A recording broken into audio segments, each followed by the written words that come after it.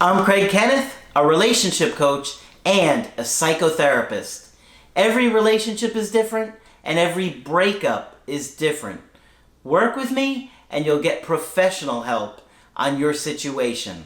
And if you're in no contact, focused on personal growth, my workbook series, The Knowledge, will help you make changes like you've never made before. Available now at AskCraig.net.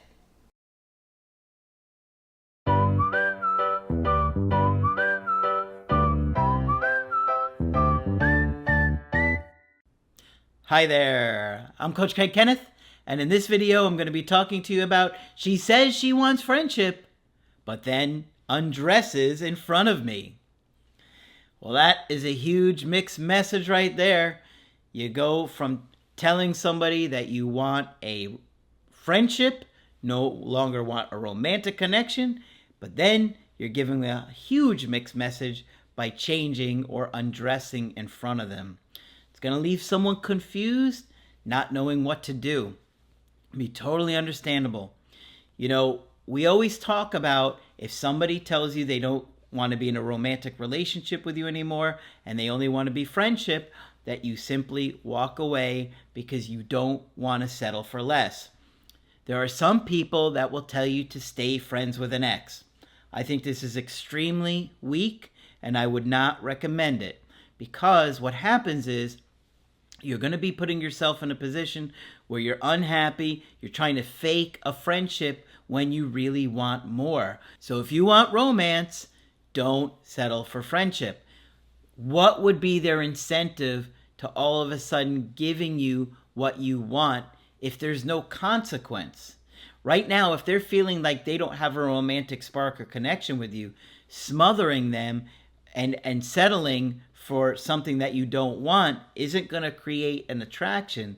It's going to make them think that maybe you're unconsciously weak or that you're secretly trying to manipulate them, and it will make it easier for them to kind of move on with their life because now they've got you as a backup if they want to see what else is out there. What if they start dating? Are you going to really be their friend? Are you going to really listen to them talk about their new partners and people they're interested in? Because that's what a real friend does. So unless you're prepared to settle for that, don't do it. It's not going to help your situation, regardless of what some people may tell you. So this email is actually a follow-up to the video, My Ex Had a Crazy Dating History. Okay? Now, we have done a couple of email coachings together and a Skype. We are doing Zoom calls now, just to let you know, and people are really liking it. It's been going great. Nice, smooth transition. We do offer audio-only calls if you prefer, but most people we talk to want to do video calls. So he says, as I told you before, my ex and I dated for about 6 months, from the summertime to around Christmas. She broke up with me because she believed I was content with my life the way that it was and that I didn't need her the way she needed me. So to me, that seems like she didn't feel cared about. I care about you way more than you do, and it's maybe hurting her. Now, I do want to say that if you want to go back and watch that other video first, it would be helpful because this woman had a very long history of trauma and craziness in her life, and including her family life. She was upset that I didn't take her on some of my vacations, but those vacations I had planned before we started dating. And that's fair. I mean, you know, if somebody has vacation plans, you don't necessarily include this new person in them. You could consider it, but you're not obligated to do so. She was also hurt that I had not introduced her to my family. I did not introduce her because it was still early in the relationship and she had never talked about meeting her kids. Okay, so you could see why that would be kind of confusing. Wait, you're upset, but you haven't introduced me to your kids either. At that point, I thought seeing her 1 or 2 times a week was okay for the time being. Hopefully you will remember the details by reviewing our other coaching, which I did, but I remember this situation too. At this point, I thought she had an anxious attachment style. However, I'm not so sure anymore.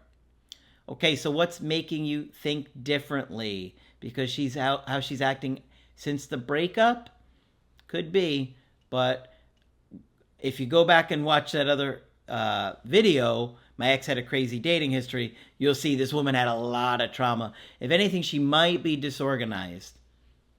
She's been through a lot. I went into no contact, and after 3 weeks, she reached out to me in early February. Since that day, we have talked or texted nearly every day. Okay, now remember, we want the bulk of that to come from her. Okay, you can do a little bit, but mostly you want to do it to set dates, take her out, have fun. Okay, you don't want to smother her. We have had dates. She has come to my house numerous times for dinner since then. We've gone out for dinner, and everything seemed to be going very well. In late March, I invited her out of town to an event. She was very excited about going, but at the last moment, she said she wanted to go as friends. Brutal.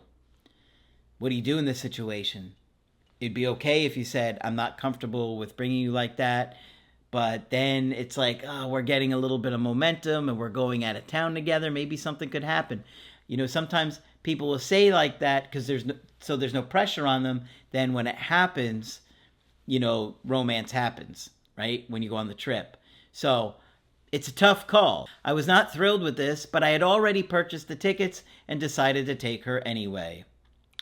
Well, I could see why you'd take her because it doesn't make her feel pressured to go as quote-unquote friends. And if no romance happens on this trip, at least at the end of the trip, that's when you could say, look, I've had a blast with you. I love spending time with you, but I can't be around you just as friends.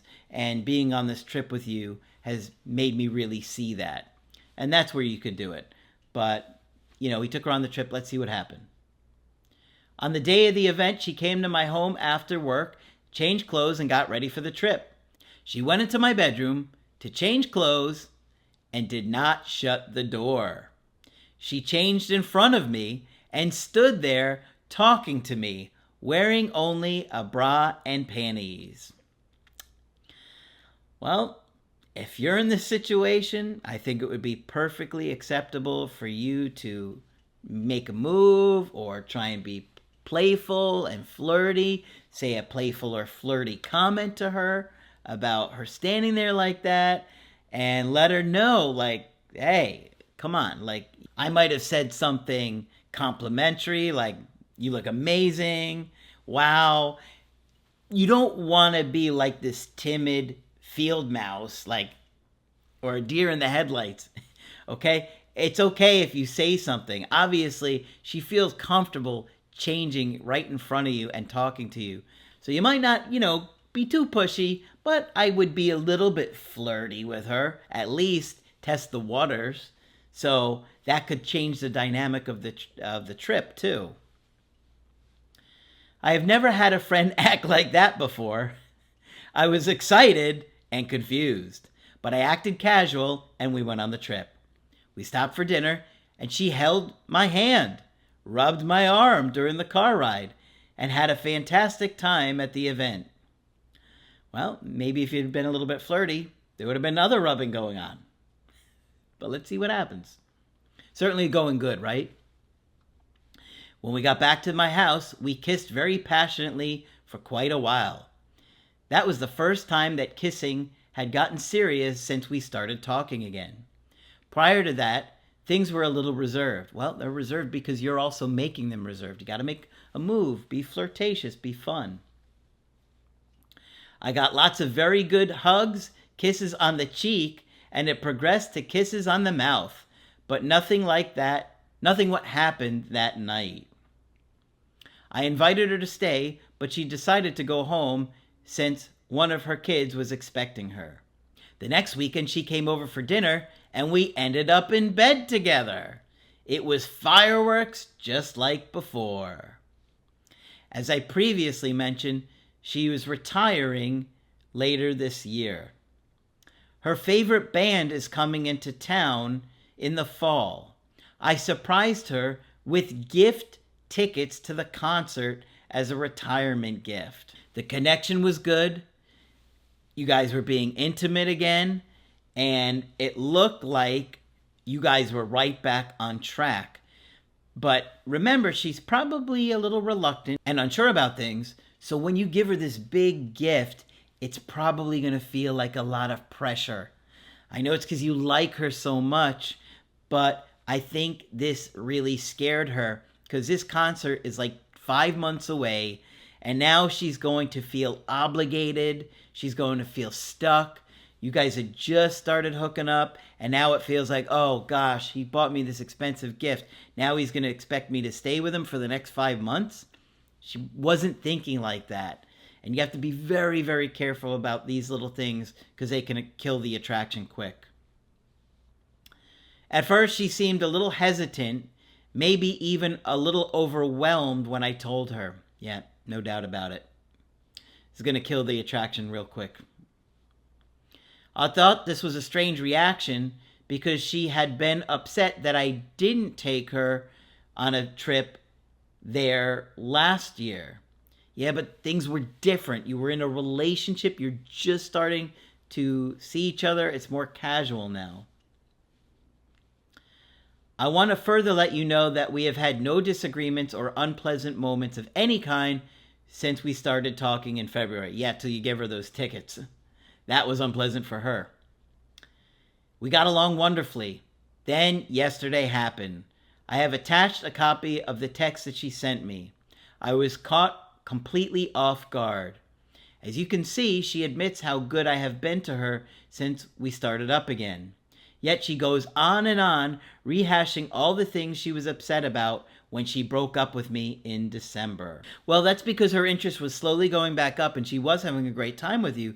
But then when you gave her the tickets, all of a sudden it feels like I'm trapped, I'm suffocated, I'm obligated, and it made her interest level drop considerably.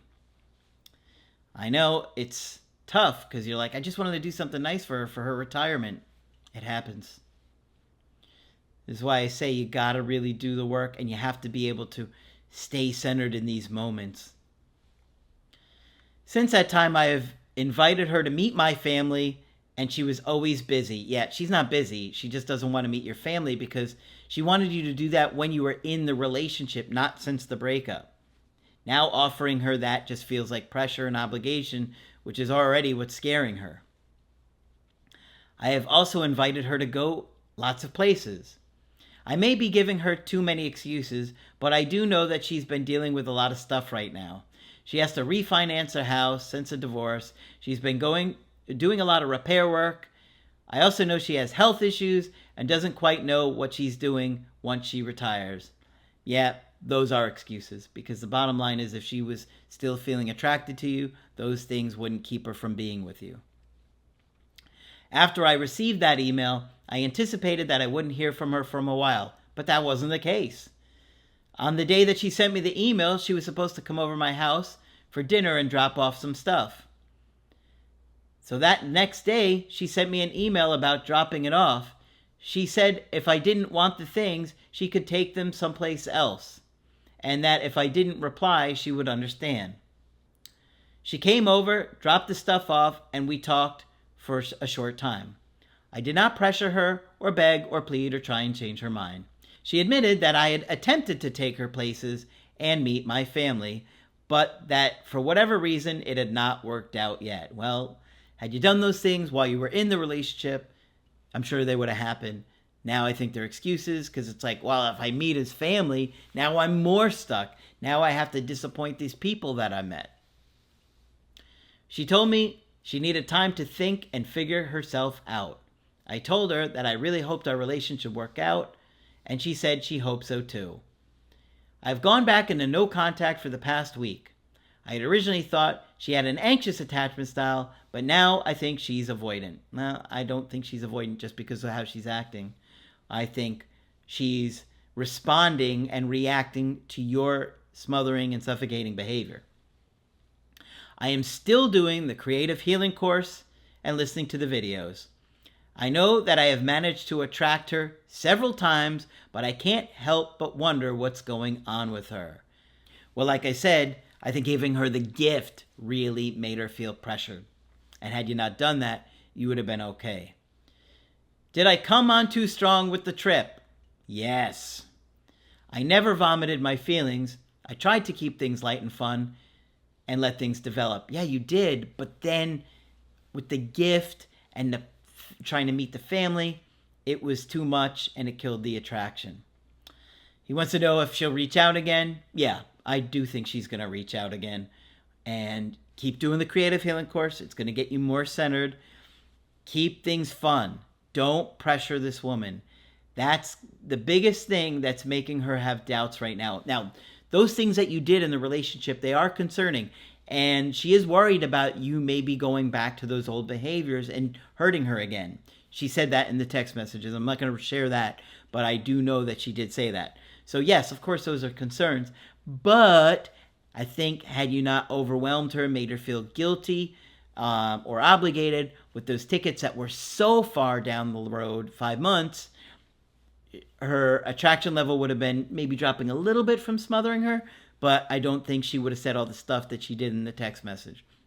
But I do think you're going to hear from her again, and depending upon how you handle it is going to be whether or not the attraction level continues to grow or she decides this isn't going to work out. All right, so hopefully this one's been helpful to you. Of course, if you want to get my help personally, you can do that on my website, askcraig.net. I do email coaching and I do video calls, Zoom video calls. You can get my creative healing course and my workbooks only on my website. But that's it for this video. I'm Coach Craig Kenneth, and I will talk with you soon.